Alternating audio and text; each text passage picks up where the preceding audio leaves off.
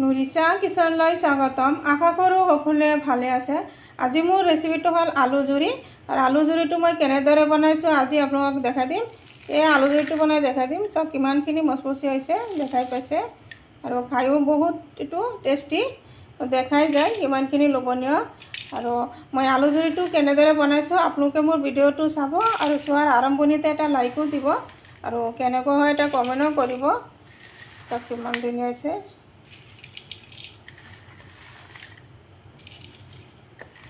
গুটিখিনি আলু জুৰি মই প্লেটটোত উঠাই দিলোঁ।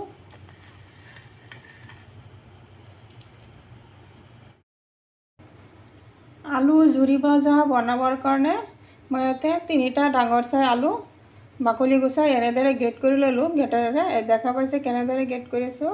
চাওক দীঘল দীঘলকৈ এনেদৰে গ্ৰেট কৰি ল'লোঁ, আৰু গ্ৰেট কৰি ভালদৰে আলুখিনি ধুনীয়াকৈ 4-5 বাৰ ধুই ল'লোঁ।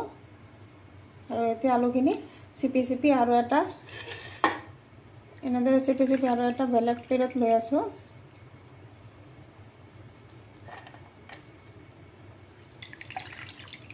এনেদৰে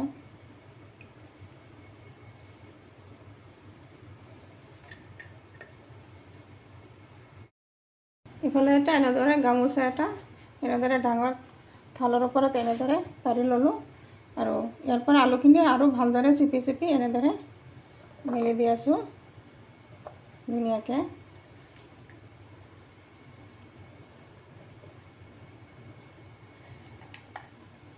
ধুনীয়াকৈ আলুখিনি গোটেইখিনি আলু ইয়াতে দি দিম।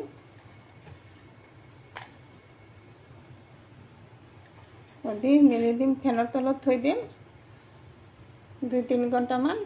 পানীখিনি শুকালে আকৌ আহিম।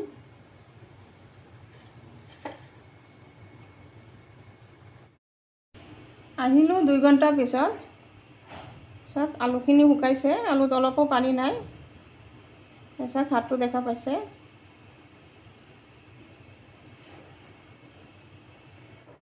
এফালে কেৰাহী এটা তেল দিছোঁ, আৰু তেলখিনি গৰম হৈ আছে, আৰু তেল অলপ বেছিকৈ দিছোঁ, আৰু অলপ বেছিকৈ দিব লাগে। আৰু এতিয়া দি আছোঁ এটা আলু জুৰিখিনি এনেদৰে দি আছে। এতিয়া অলপ লট কৰি দিম এনেদৰে।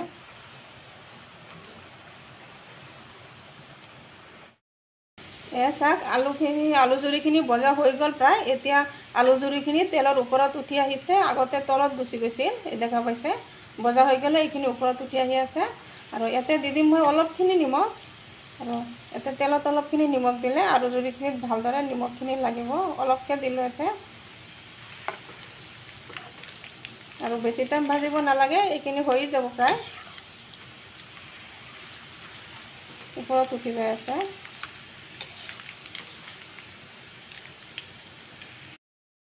এইখিনি আলু জুৰি ভজা হৈ গ'ল, আৰু এতিয়া উঠাই লওঁ। ধুনীয়াকৈ ওপৰত উপঙি আহিছে তেলৰ ওপৰত, আৰু কালাৰটো ধুনীয়া হৈছে। আৰু এতিয়া এনেদৰে উঠাই আছে। শব্দটো শুনা পাইছে, আৰু ঠাণ্ডা হ'লেহে মচমচীয়া হ'ব।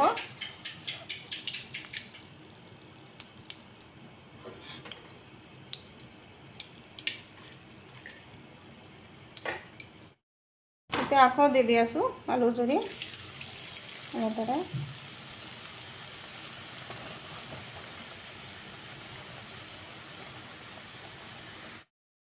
এতিয়া দি আছোঁ অলপখিনি নিমখ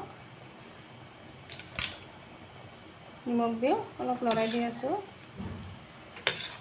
যেতিয়া ভজা হৈ যাব তেতিয়া ওপৰত উঠি যাব। এতিয়া তলতে পৰি আছে, তেলৰ তলত গুচি গ'ল। এতিয়া কেৰাহীৰ তলত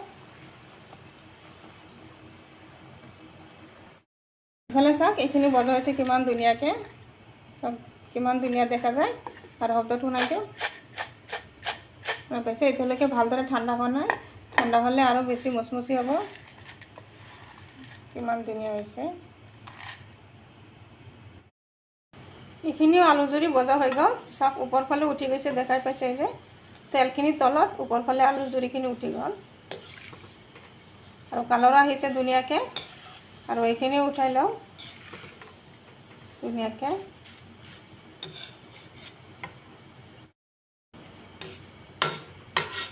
এইখিনি উঠাই লৈ আছোঁ।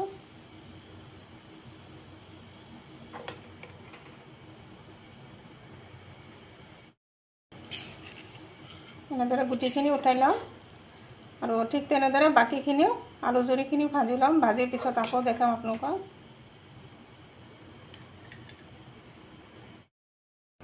আলু জুৰিখিনি গুটিখিনি ভাজি ল'লোঁ আৰু এতিয়া দি আছোঁ অলপখিনি বাদামখিনিও ভাজি ল'ম। অলপ লৰাই দিলোঁ। বাদামখিনিও ভজা হৈ গ'ল। এতিয়া উঠাই লৈ আছোঁ। তাক ধুনীয়াকৈ ভজা হৈছে। এইখিনি আলু জুৰিৰ ওপৰত দি আছোঁ।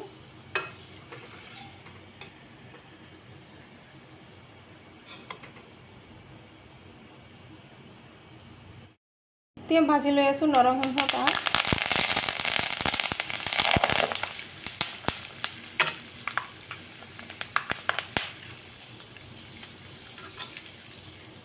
পাতখিনিও ভজা হৈ গ'ল। এতিয়া উঠাই ল'ম সেইখিনি।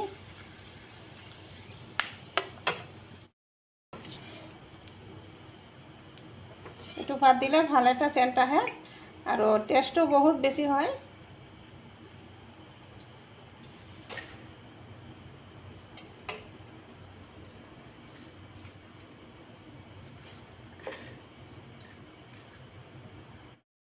পাতৰ পৰা পাতখিনি ওলাই আৰু ডেটাখিনি ওলাই দিলোঁ। ডেটাখিনি এতিয়া পেলাই দিম।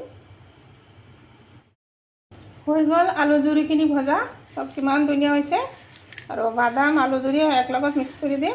ইয়াতে আৰু নিমখ নিদিওঁ, যিহেতু আলু জুৰি ভজাৰ সময়ত অলপ নিমখ দিছিলোঁ। আৰু বহুত ধুনীয়া হৈছে।